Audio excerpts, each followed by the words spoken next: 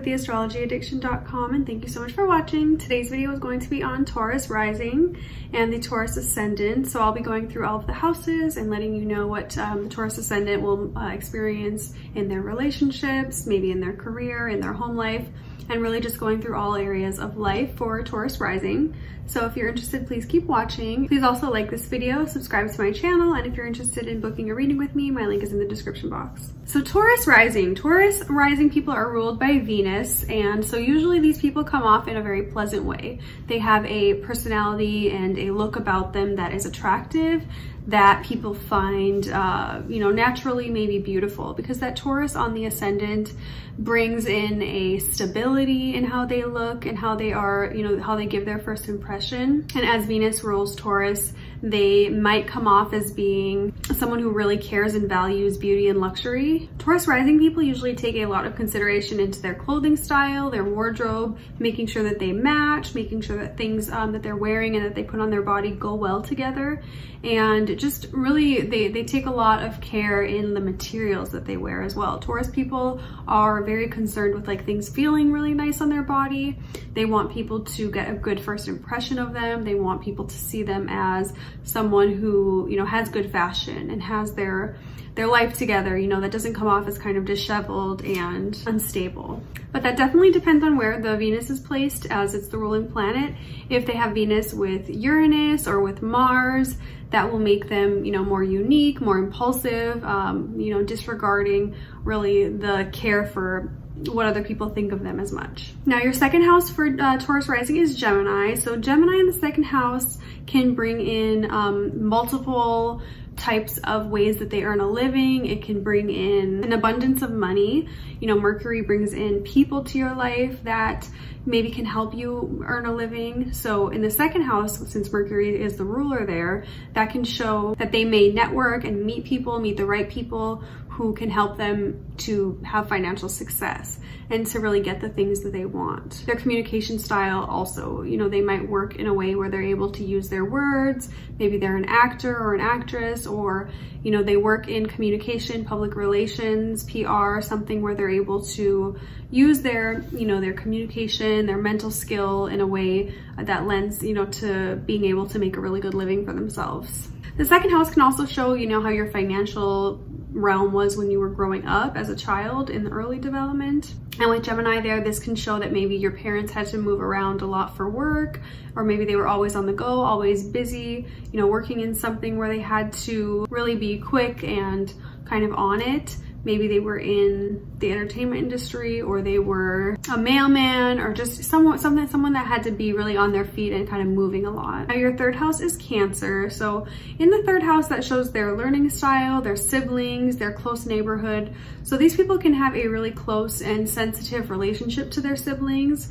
Maybe they are very, nurturing to their siblings, very caring, very protective. You see that a lot with Cancer in the third house. It is ruled by the moon, so you could definitely look at the moon to see more about their relationship with their siblings or their learning style. Sometimes with Cancer here, they may have had a more, slow emotional learning style. They might have needed to take more time on certain subjects and really kind of mull them over a few times before they really understood the concept.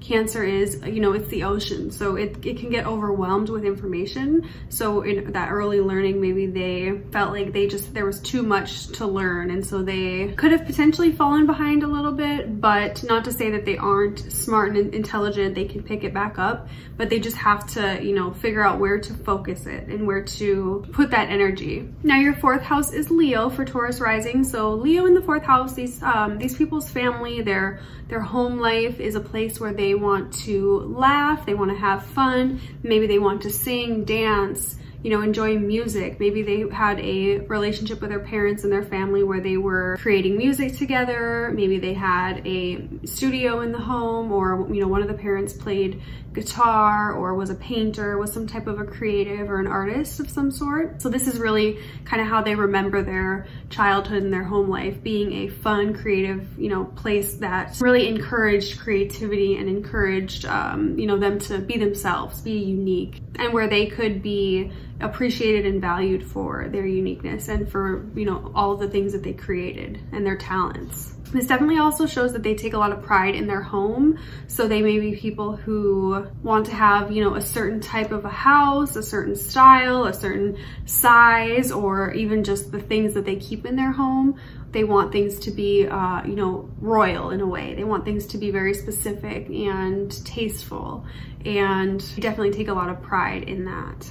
Now, your 5th house is Virgo here, ruled by Mercury. So having the 5th house in Virgo can show that these people are a little more particular when it comes to letting loose and having fun, you know, hobbies, romance. Virgo here puts a bit more of a down-to-earth side to that. So these people might not appreciate going out and doing fun things with lots of people they don't know, or, you know, going out and getting all this attention for no reason.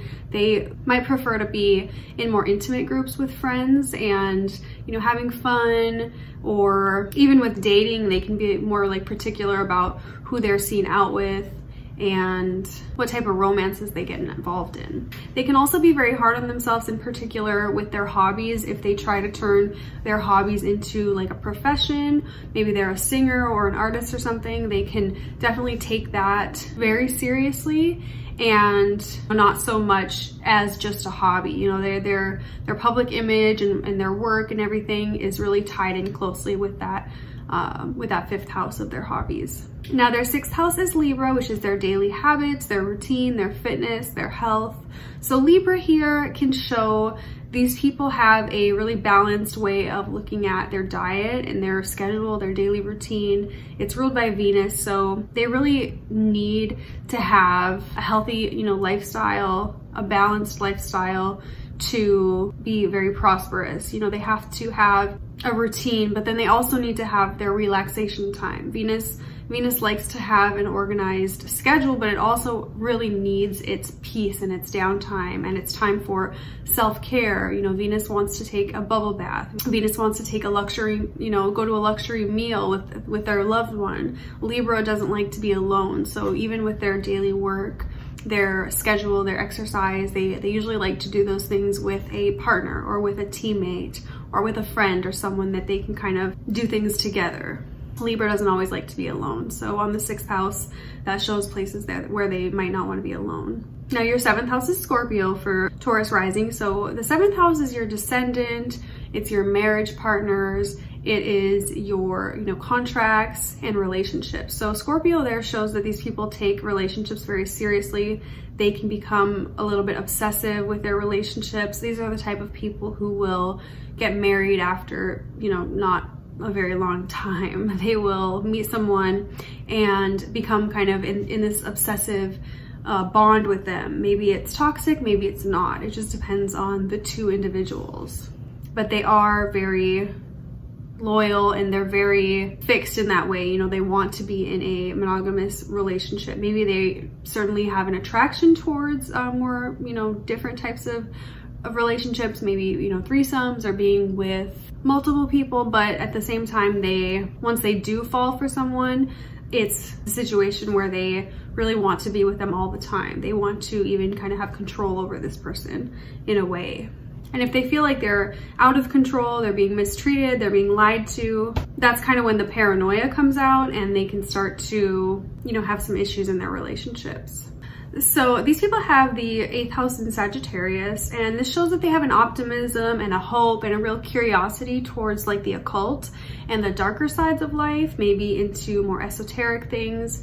The 8th house is death, taxes, other people's money. So having Sagittarius here shows that there is some kind of a luck in that area. Sagittarius is ruled by Jupiter, so usually they can have a, you know, prosperity off of other people's money, maybe their parents, maybe their partner, you know, their romantic partner, their husband, wife, or if they get involved in some type of a occult you know, career path or work or in some way, they might be able to have, you know, success through that or some type of a luck or good fortune. And now your 9th house is Capricorn. So these people with 9th house Capricorn, they really love to travel. You know, they are particular about where they go. They might want to go to places where they can learn things, where they can maybe even build in those places. Say they travel to, you know, a foreign country, they see an opportunity there and they're like, wow, this is a really cool idea and I want to, you know, I want to build something here. I want to stay here and work, or I want to stay and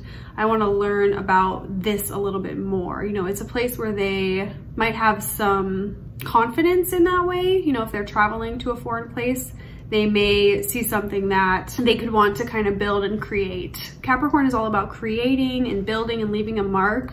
So in the 9th house, that's also higher education, higher knowledge. So if they find a specific area that really piques their interest, they definitely would want to study that and build on it and create something from that knowledge that they've learned. 10th house is Aquarius. So with their 10th house in Aquarius, they are seen publicly as being someone who is unique, innovative, someone who doesn't really follow the trend, you know, or follow the way that things are supposed to be. These are people who go out and make a name for themselves in a new and innovative way. Miley Cyrus has a Taurus rising, so she really broke the mold and shook up what we thought and who we thought she was. You know, we thought she was one way. She really broke that mold and kind of reinvented herself. Aquarius rising or midhavens are all about reinventing themselves publicly. They never want to stay the same. They never want to be known for being boring or being basic or being, you know, uninteresting. So they're always trying to kind of show that image in a way. Now your 11th house is Pisces, and Pisces on the 11th house shows that they have really vivid and, you know, big dreams. Your 11th house is your dreams, your friends, your goals, groups that you're involved in. So with Pisces there, they can have a sensitive side and an emotional side when it comes to their dreams and their visions. They can dream of a, you know, a utopia, of a peaceful place, a place where everyone is, you know, getting along, a place where people are able to express themselves spiritually. And these people are usually pretty spiritually deep. You know, they want to explore that and they want to do it with friends. And, you know, they even want to maybe join groups that have to do with this. You know, they would be the type that might go to a group retreat or go to a group yoga session or something like that, where they can kind of break bounds, break boundaries with people, with friends, and really go to a spiritual place. Now their 12th house is Aries, and Aries is ruled by Mars. So in your 12th house, you could see these people having an unconscious realm that they might have some anger underlying. They might have some anger issues that they haven't dealt with, or they don't know why, you know, it's there. But when they go through fights with people, friends in their life, you know, husbands, wives, romantic partners, they can have these, you know, unconscious things that kind of build up and cause them to have an angry burst or an anger outburst. And it's really, you know, stems from an unconscious place. So they have to do a lot of self-healing and self-work to try and find where this anger stems from. And, you know, it can definitely be difficult and painful if they uncover things from their childhood or things from their past that, you know, aren't always easy to deal with. So that is your Taurus Rising. I hope you guys enjoyed this video. Thank you so much again for watching. Please leave your feedback in the comments below. And if you're interested in booking a reading with me, my link is in the description box. Have a great day. Bye.